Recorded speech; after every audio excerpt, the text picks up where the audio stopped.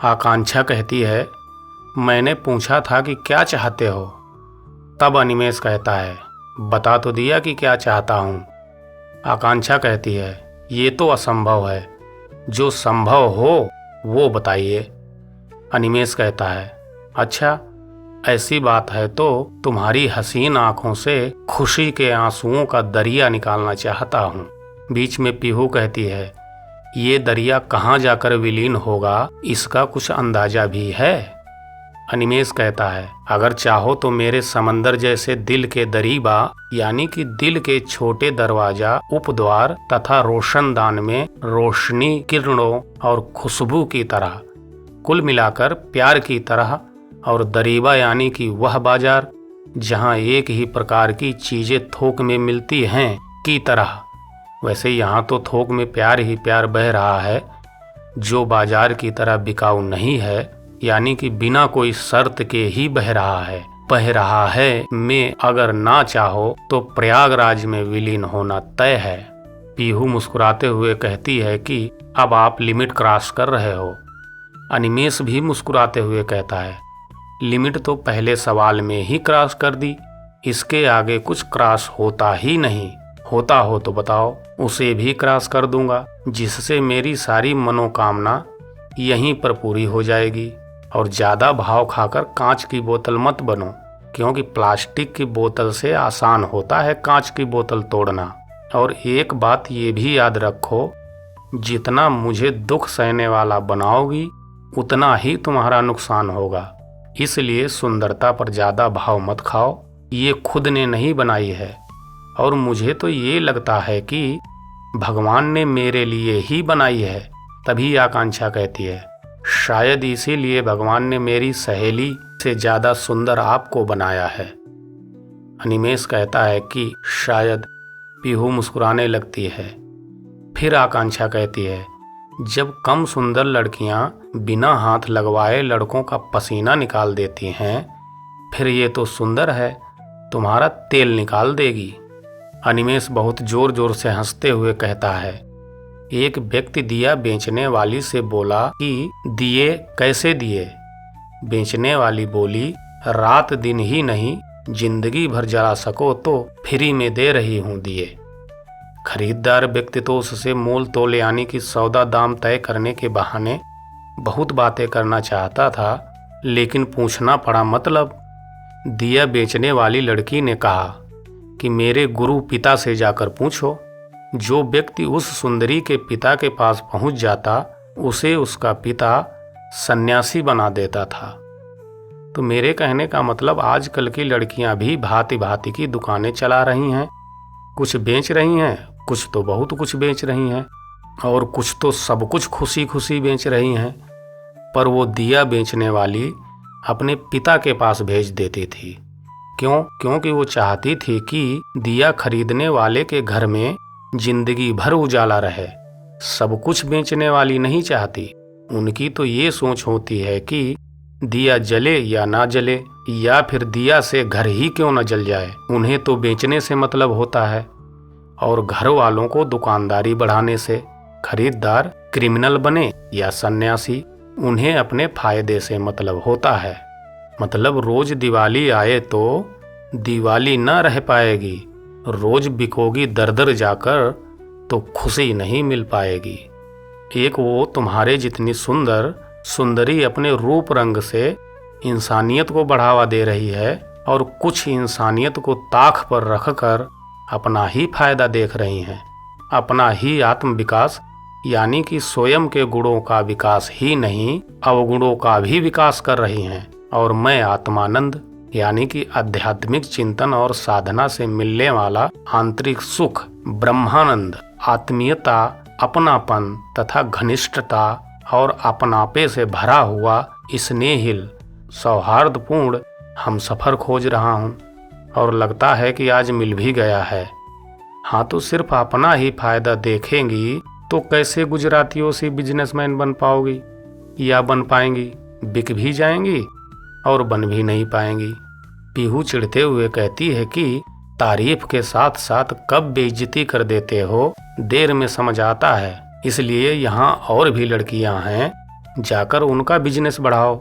अनिमेष कहता है, लड़कियां तो बहुत हैं, लेकिन जब कहीं से चंदन सी भीनी भीनी खुशबू और पायल जैसी आवाज आती है तब बंदा पलट के देख ही लेता है। आकांक्षा कहती है, वाह क्या बात है, मैंने पायल पहनी भी नहीं और आपने आवाज सुनने के साथ साथ सूंघ भी ली। क्या स्कॉट डाग हो? अनिमेष अपनी जेब से एक पायल निकालकर दिखाते हुए कहता है, सोने की पायल लाया हूँ, स्कॉट डाग नहीं लाते। और आपका सलोक तौर तरीका और ढंग किसी के साथ किया जाने वाला व्यवहार मुझे नहीं लगता कि अच्छा होगा। आकांक्षा तुरंत कहती है, सॉरी, सोने की पायल नहीं पहनी जाती। अनिमेष कहता है, गलत, राजाओं की रानियां पहना करती थीं, दासियां नहीं। जब राजशाही खत्म तो दासियां भी खत्म, अब प्रेमिकाएं ही रानियां होती हैं, इसलिए पहन लो ना यार। 3 साल से इसके लिए पाँव ढूंढ रहा हूँ। पीहू मुस्कुराते हुए कहती है, अगर सोने की पायल पहना सकते हो तो फिर हार, कर्णफूल और नथ किस धातु की पहनाओगे? अनिमेष कहता है कि दुनिया की सबसे महंगी वस्तु यूरेनियम का पहनाऊंगा।